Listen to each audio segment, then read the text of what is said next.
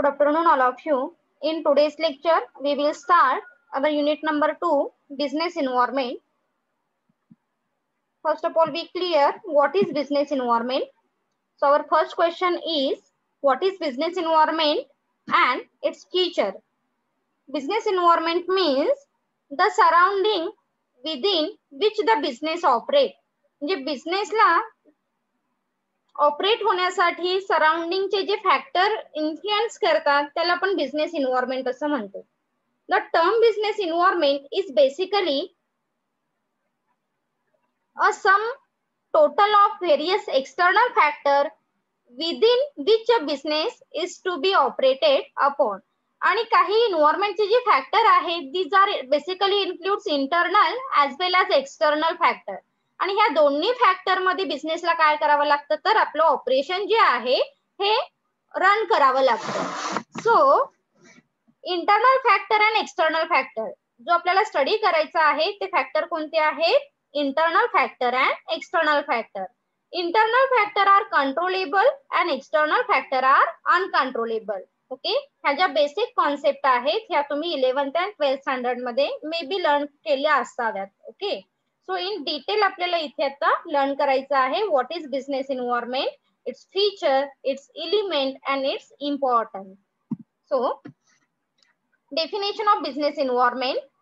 Business environment of the business means the aggregate of all condition, events and influence that and affect it. म्हणजे ज्या काही condition आहे, जे काही events आहेत, those are influence on a business. Okay, ज्या activity, जे event, ज्या कंडिशन काय होतात तर बिझनेस वरती इम्पॅक्ट करतात त्यालाच आपण बिझनेस एन्व्हायरमेंट असं म्हणतो. Okay, according to Davis. So according to B.O. Wheeler, the business environment is the total of all things external to firm and individuals which affect their organization and operation. आणि आपल्याला काय इथे आता जर तुम्ही थोडंसं ऑब्झर्व केलं तर इथे फक्त तुम्हाला एक्सटर्नल असे पॉइंट दिसतात. असं का सांगितलेलं आहे? Because internal factor are controllable. आणि जे चॅलेंज आहे हे कशासाठी असतं तर एक्सटर्नल फॅक्टर साठी असतं. सो बिझनेस एन्व्हायरमेंट मध्ये जास्तीत जास्त कुठे कॉन्सन्ट्रेट करावं लागतं तर एक्सटर्नल फॅक्टर वरती. Okay, so this is the total of all things external to firm and individual which affect their organization and operation. याला आपण बिझनेस एन्व्हायरमेंट असं म्हणतो. Okay, so now we learn detail features of business environment. First point is environment is an integral part of business. म्हणजे असं नाहीये की मला आज बिझनेस करायचा आहे आणि मी कोणत्याही प्रकारे इंटरनल किंवा एक्सटर्नल फॅक्टरचा स्टडी करणार नाही असं म्हणून नाही चालत. कारण हे जे फॅक्टर आहेत हे डायरेक्टली इनडायरेक्टली तुमच्या बिझनेस वरती इम्पॅक्ट करतात. That is why here firstly said environment is an integral part of the business. म्हणून एन्व्हायरमेंट काय आहे? बिझनेसचा इंटिग्रल पार्ट आहे असं म्हटलं जातं. सो काय सांगितले बघा यामध्ये, business environment refers to the socio-economic surrounding under which business activity are conducted. आणि ह्या सराउंडिंग मध्येच आपल्याला काय करावं लागतं तर बिझनेस हा कंडक्ट करावा लागतो. So this is called the socio-economic surrounding. Business can not work in isolation. आणि तुम्ही असं स्पेसिफिक आयसोलेशन मध्ये वर्क नाही करू शकत. So business can not work in isolation, but both business and its environment are interdependent on each other. म्हणून काय सांगितलेलं जातं बघा इथे, बिझनेस आणि एन्व्हायरमेंट हे कसे आहेत तर इंटरडिपेंडंट आहेत. हे डायरेक्टली इनडायरेक्टली एकमेकांवरती काय होतात तर इम्पॅक्ट होतात. एन्व्हायरमेंटचा बिझनेस वरती इम्पॅक्ट होतो तसाच बिझनेसचा सुद्धा एन्व्हायरमेंट वरती इम्पॅक्ट होत असतो. That is why here clearly said business and environment are interdependent on each other, right? Business is not only influenced by its environment but also cannot function without it. आणि बिझनेसचा impact जसा environment वरती होतो तसंच ह्या environment without environment business can not run. Okay, कारण त्याचे जे external factor आहे, जे इंटरनल फॅक्टर आहेत हे कन्सिडर करूनच आपल्याला बिझनेस हा रन करावा लागतो. That is why here sed business is not only influenced by its environment but also cannot function without it. Are you getting my point? First point clear झाला का?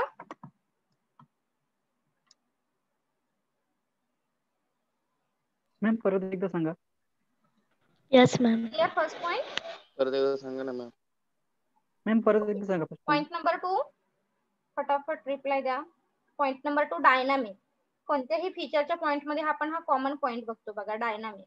Business is a dynamic process. Okay, जसं commerce is a dynamic, marketing is a dynamic, management is a dynamic, तसं business environment सुद्धा कसं आहे तर dynamic आहे. So environmental factor are dynamic. Dynamic का म्हणतो? ज्या ऍक्टिव्हिटी मध्ये, ज्या थिंक मध्ये बेसिकली चेंज होत जातो. Okay, this is called the dynamic. Simple thing, त्याला आपण डायनामिक असं म्हटलेलं आहे. So environmental factor are dynamic. Environmental factor कसे आहेत तर डायनामिक आहेत. They keep on changing. ते जे फॅक्टर आहेत हे कसे होणारे आहेत तर चेंज होतात continuously. A change in the environmental factor has a corresponding effect on the working of the business, as it's seen in the case of electronic product where change, इथे एक्झाम्पल जस्ट दिलेला आहे, like, एक minute,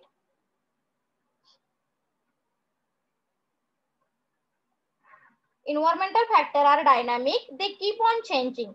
A change in the environmental factor has a corresponding effect on the working of the business, as it's seen in the case of electronic product where change take place at the rapid. Okay, म्हणजे इलेक्ट्रॉनिकचं जर example दिलं असेल तरी यामध्ये कसं आहे तर rapidly change करणं महत्वाचं आहे. That is why here called business is the dynamic process. Okay, as well as here said environmental factor are continuously change. That is why business is a dynamic process. Okay, and innovation on today's become a thing of past within no time. आणि आता जर तुम्ही बघितलं तर business मध्ये नेहमीच इनोव्हेशनला importance दिलं जातं. म्हणजे आपण जे ट्रॅडिशनली ऍक्टिव्हिटी फॉलो करत होतो ते आता आपण फॉलो करतो आहोत का तर नक्कीच नाहीये. सो बिझनेस हा कसा आहे तर कंटिन्युअसली चेंज होत आहे as per the environmental.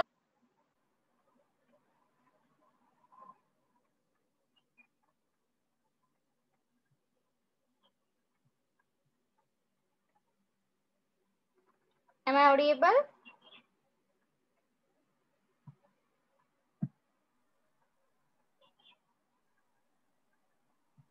Yes, ma'am. Am I audible? Yes, ma'am. Yes, ma'am.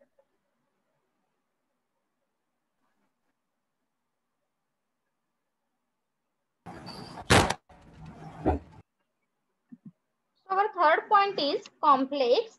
Business environment is also complicated and unpredictable. Business environment काय आहे तर कॉम्प्लिकेटेड आहे आणि अनप्रिडिक्टेबल आहे. कॉम्प्लिकेटेड काय आहे कारण टेक्नॉलॉजी असेल किंवा अदर जे एक्सटर्नल फॅक्टर आहे सो हे अंडरस्टँड करण्यासाठी कॉम्प्लिकेटेड आहे. सो पुढे मेन्शन केलेलं आहे बघा, technological changes are taking place at a rapid pace. New legislation are enacted. Everybody and not only our consumer became aware of their right but economic are became global. Such factor have made environment complex. म्हणून environment कसं आहे तर complex आहे. For example आता technology point of view ने दिलेला आहे. So बिझनेसला सुद्धा काय ऍज पर दी टेक्नॉलॉजी किंवा ऍज पर दी इन्व्हायरमेंटल फॅक्टर नुसार ऍडजस्ट करणं महत्वाचं आहे. So this is the complex and unpredictable. कोणती टेक्नॉलॉजी कधी न्यूने इंट्रोड्यूस होईल हे आपण सांगू शकतो का नाही, किंवा कंझ्युमरची फॅशन कधी चेंज होणार आहे हे आपण कॉन्फिडेंटली सांगू शकतो का नाही. That is why this is the complicated and unpredictable business environment. Point number 4, effects business planning. Effect business planning, affect आहे, affect business planning. Environment and planning are closely interlinked. Environment and planning are closely interlinked. कारण environment जसं आहे किंवा त्याचे जे factor आहेत ह्या point of view ने आपल्याला प्लॅनिंग हे करणं महत्वाचं आहे. That is why here called environment and planning are closely interlinked. As the environment affect business planning, Plan should be prepared after analyzing the external environmental factor. आणि जे external environmental factor आहेत आता हे आपल्याला माहिती आहेत कोणते आहेत तर इकॉनॉमिकल फॅक्टर असतील, काही पॉलिटिकल फॅक्टर आहेत, देन त्याच्यानंतर जिओग्राफिकल फॅक्टर आहेत, ओके, सोशल फॅक्टर आहेत, एज्युकेशनल फॅक्टर आहेत. हे फॅक्टर कन्सिडर करून प्लॅनिंग हे करावं लागतं. So affect business planning. Next, uncertainty. Business environment हे कसं आहे तर अनसर्टन आहे. Business environment is largely uncertain as it is very difficult to predict future happening. म्हणजे फ्युचर बद्दल आपण कॉन्फिडंट नसतो की कोणते थ्रेट येणार आहेत किंवा कोणत्या अपॉर्च्युनिटीज येणार आहेत. We can't clearly define. That is why here said business environment is largely uncertain. हे कसं आहे तर अनसर्टन आहे. We can't say clearly future regarding activity. That is why. Okay. So happening especially when the environmental changes are taking place too frequently as in the case of information technology or fashion industry. म्हणजे आता just इथे example एक दिलेला आहे तर technology change झाली किंवा fashion change झाली तर आपण त्याबद्दल प्रिडिक्शन ठेवू शकतो का? नाही. तर हे कसं आहे तर अनसर्टन असू शकतो. नेक्स्ट पॉइंट आहे relativity. Business environment is the relative concept since it different from country to country and even region to region. म्हणजे इन्व्हायरमेंटचे जे फॅक्टर आहेत हे प्रत्येक रिजन टू रिजन इम्पॅक्ट करणारे असतात. म्हणजे एक इन्व्हायरमेंटल फॅक्टर आहे हा सगळीकडे सेम असेल असं नाही, राईट? कारण प्रत्येक कंझ्युमरची फॅशन, टेस्ट, हॅबिट ह्या डिफरंट आहेत, वॉन्ट डिफरंट आहेत. That is Y. किंवा बिझनेसचं स्ट्रक्चर हे डिफरंट असतं. That is Y. So political condition in USA for instance different from those in the China और पाकिस्तान. ओके, आता इथे एक्झाम्पल दिलेलं आहे. पॉलिटिकल कंडिशन जशी इंडियाची आहे तशीच चायनाची किंवा तशीच US ची किंवा तशीच पाकिस्तानची असेल असं नाही. दॅट इज वाय रिलेटिव्हली जसं रिलेट आहे तसे आपण काय करतो बिझनेस इन्व्हायरमेंटल फॅक्टर हे चेंज करतो किंवा त्याच्यावरती कंट्रोल करण्याचा प्रयत्न करतो. It's simple thing. Okay. And last point, long lasting impact on business. It's very important thing. जे इन्व्हायरमेंटल फॅक्टर आहेत त्याचा इम्पॅक्ट हा कसा असतो तर लॉंग लास्टिंग आहे. बेसिकली सांगितलं तर आपण एक्सटर्नल फॅक्टर साठी स्पेशली म्हणू शकतो long lasting impact of business. So काय सांगितलंय बघा यामध्ये, changes in the environmental factor can have a long lasting and sometimes a permanent impact on the functioning of the business. आणि जे बिझनेसचे इन्व्हायरमेंटचे जे इम्पॅक्ट आहेत हे बऱ्याच वेळी ऑर्गनायझेशन वरती लॉंग लास्टिंग बघायला मिळतात किंवा परमनंट इम्पॅक्ट झालेले सुद्धा तुम्हाला बघायला मिळते.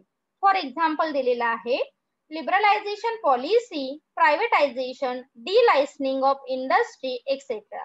आता नक्कीच आपल्याला माहिती आहे की LPG पॉलिसीमुळे काय झालेलं आहे तर बरेच इम्पॅक्ट ऑर्गनायझेशन वरती झालेले आपल्याला बघायला मिळतात, right? Adopted by the government of India has had a direct and long lasting impact of the present and future prospects of many companies. आणि याचे इम्पॅक्ट जे आहेत हे कसे आहेत तर long lasting impact of the LPG policy of business आणि याचे बिझनेस वरती आपल्याला इम्पॅक्ट झालेले बघायला मिळतात. प्रेझेंट मध्ये असेल ऍज वेल एज फ्युचर वरती बघायला मिळतात. Is it clear? First question.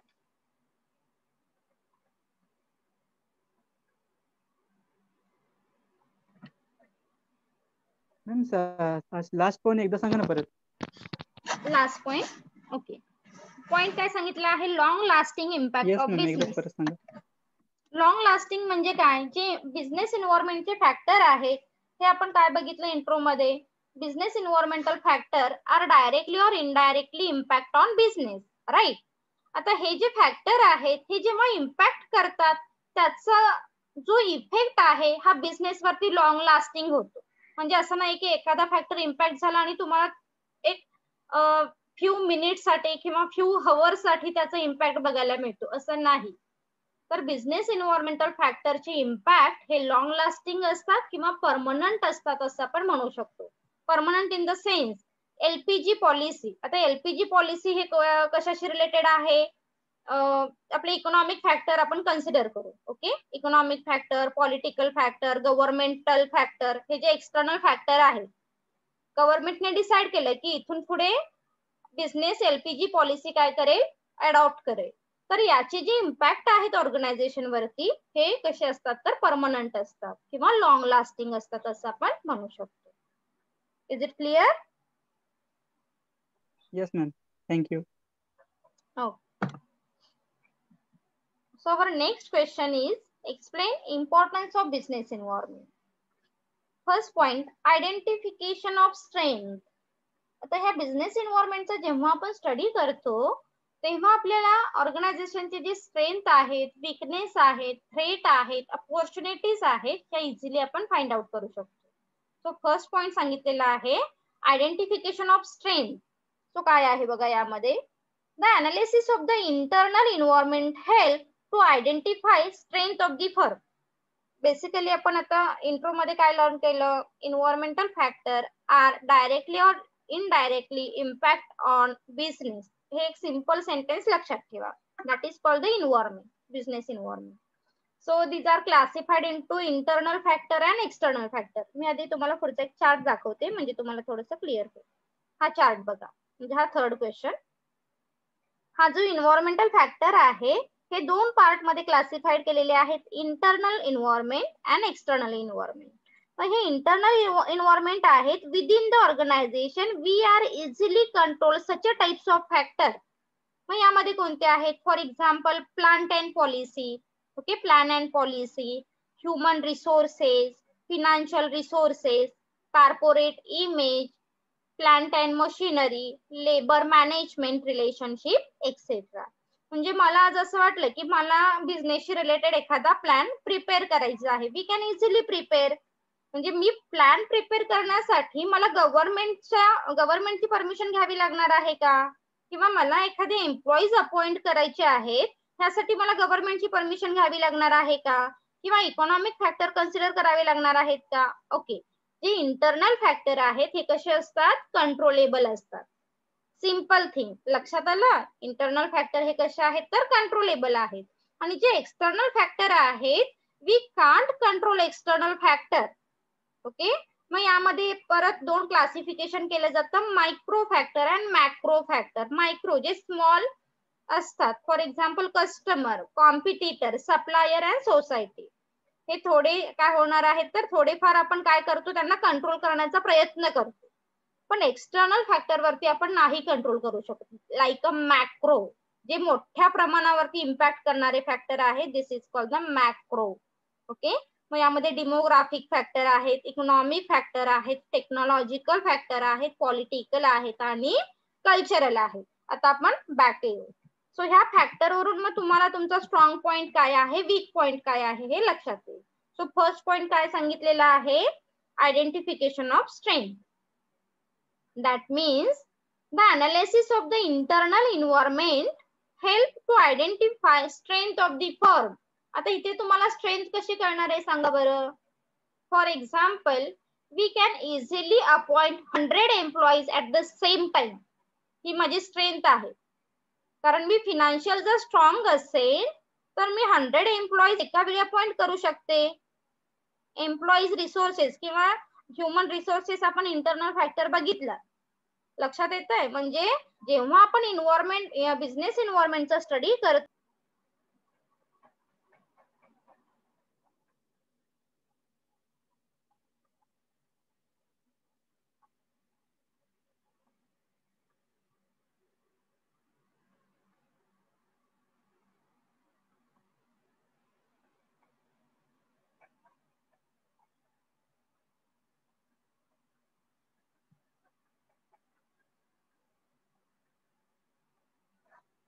Am I audible? Yes ma'am. Okay, थोडंसं नेटवर्क इश्यू आहे Yes, ma'am. त्यामुळे थोडंसं डिस्कनेक्ट होतं. जर काही डाऊट आलं मध्ये तर विचारा. सो आपण फर्स्ट पॉइंट बघतो आहोत, आयडेंटिफिकेशन ऑफ स्ट्रेंथ.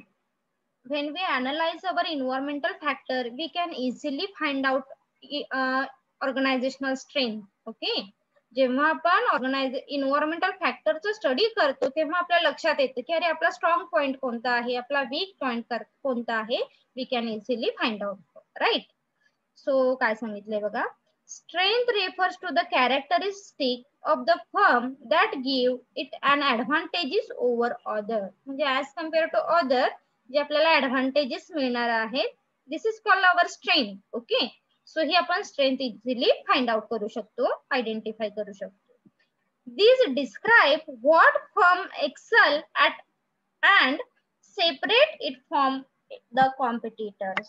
म्हणजे आपण आपल्या कॉम्पिटिटर्स पेक्षा आपल्याकडे छान काय आहे किंवा आपला स्ट्रॉंग पॉइंट काय आहे, आपण डिफरंट कसे आहोत, हे आपण इन्व्हायरमेंटल फॅक्टरचा जेव्हा स्टडी करू तेव्हा आपण आपले स्ट्रेंथ पॉइंट किंवा आपला स्ट्रॉंग पॉइंट आयडेंटिफाय करू शकतो. ओके, सेकंड थिंग आहे, second point identification of weakness. जसं आपल्याला आपला स्ट्रॉंग पॉइंट लक्षात आला कधी, तेव्हा आपण इन्व्हायरमेंटल फॅक्टरचा स्टडी केला तेव्हा. मग त्याचबरोबर आपले वीक पॉइंट सुद्धा आपल्याला लक्षात आलेले आहे. सो काय आहे बघा, the analysis of the internal environment also indicate of the firm. Weakness refers to the characteristic of the business that place it at a disadvantages as compared to other. म्हणजे for example एखाद्या competitor कडे त्याचा strong point आहे आणि ती आपल्याकडे काय असू शकते, तो फॅक्टर नाहीये किंवा तो रिसोर्सेस नाही असं आपण म्हणू शकतो. So this is our weak point. Okay, so म्हणजे सपोज एखादा आपला सेम कॉम्पिटिटर आहे, त्याच्याकडे तो काय करू शकतो, 200 employees at the same time appoint करू शकतो, पण आपली फायनान्शियल कंडिशन थोडी कमी आहे, आपण ह्या सिच्युएशन मध्ये 100 एम्प्लॉईज किंवा 50 एम्प्लॉईज अपॉइंट करतो. सो इथे आपण काय झालो, वीक झालो, right. So when study our environmental factor, we can easily find out our strong point, our weak point easily. Okay, is it clear? Point number first, point number 2.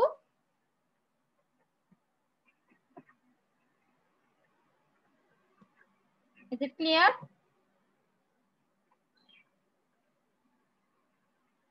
अरे आहात ना?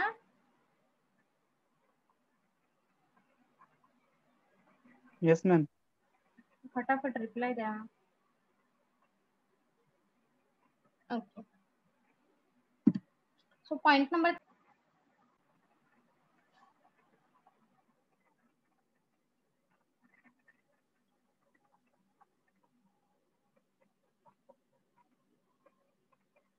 हा एक क्वेश्चन फक्त कंप्लीट करू, नेटवर्कचा थोडा इश्यू आहे ना.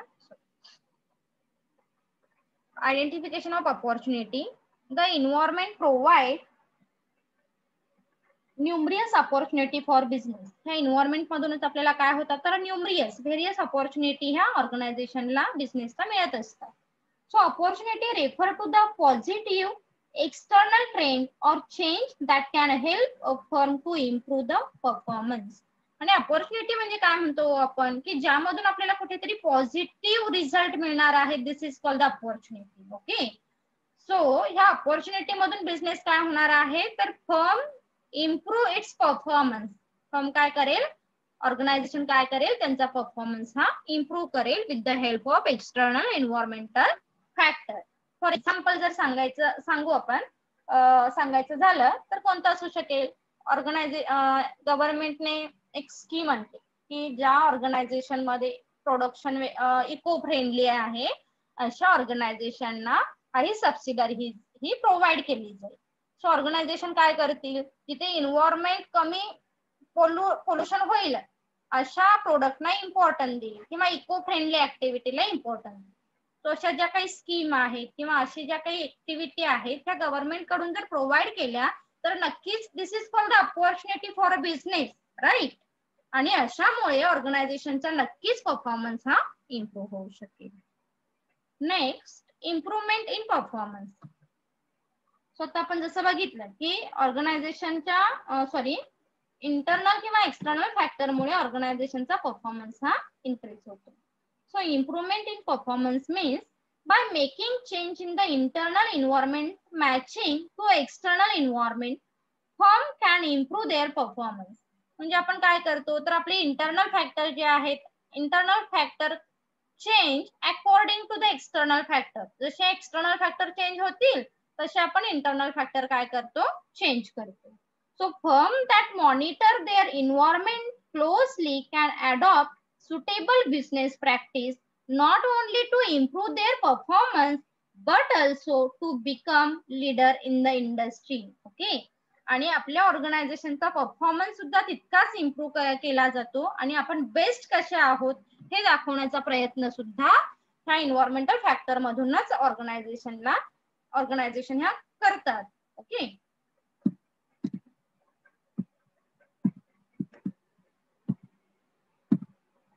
Next, decision making.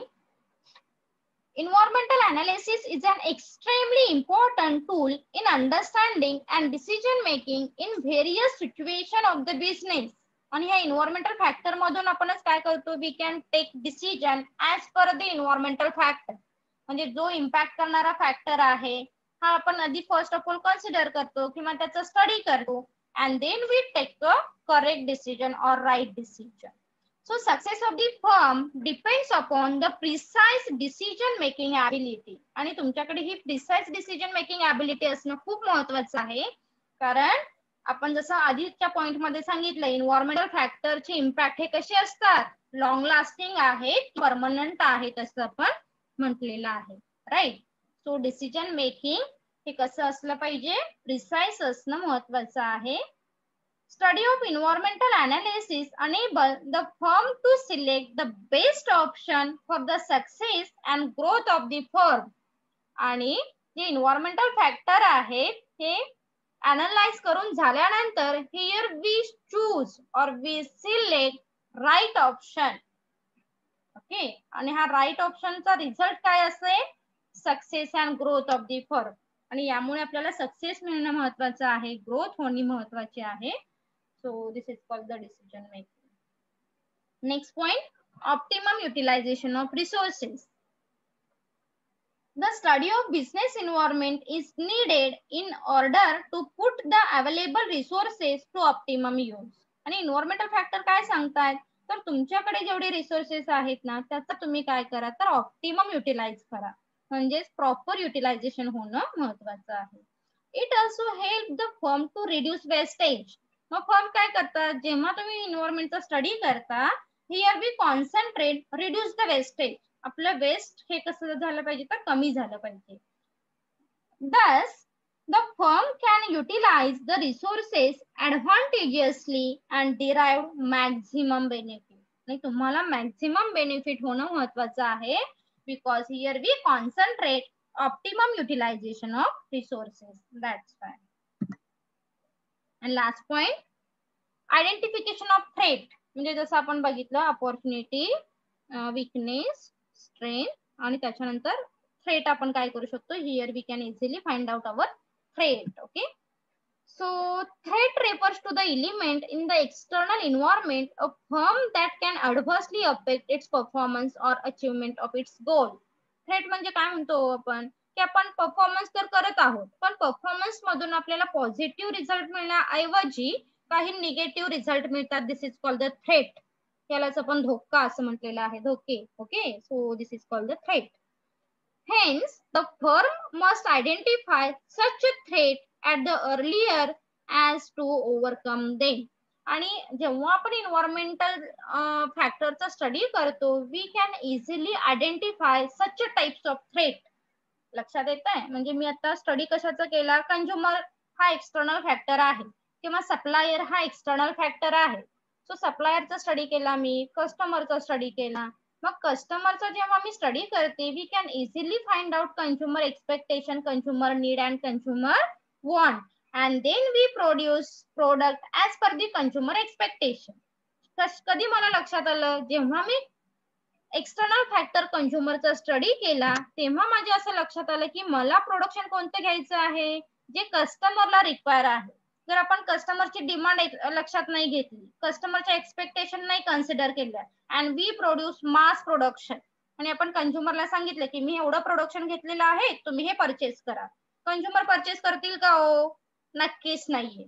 मग हे जे थ्रेट आहे, जेव्हा आपल्याला लॉसेस होण्याची पॉसिबिलिटी आहे, हे आपण कधी कमी करतो, when we study clearly external environmental factor and we reduce or we identify easily our threat. Is it clear question? Yes, ma'am. Very good. So आज आपण दोन क्वेश्चन लर्न केले. फर्स्ट क्वेश्चन आपण फीचर्सचा लर्न केलेला आहे. शॉर्ट मध्ये repeat करते. First, environment is an integral part of business. Okay, कारण बिझनेस आणि एन्व्हायरमेंट हे कसे आहेत तर interdependent on each other. That is why this is called the integral part of the business. Dynamic business environment is the dynamic process because external factors are continuously changing as well as internal factors. That is why this is called the dynamic process. Complex, we can't easily define environmental factor. Okay, that is why this is the complicated and unpredictable. Effect business planning. Planning is closely interlinked. आपण काय करतो, first of all we consider environmental factor and then we prepare the planning of business. So effect business planning.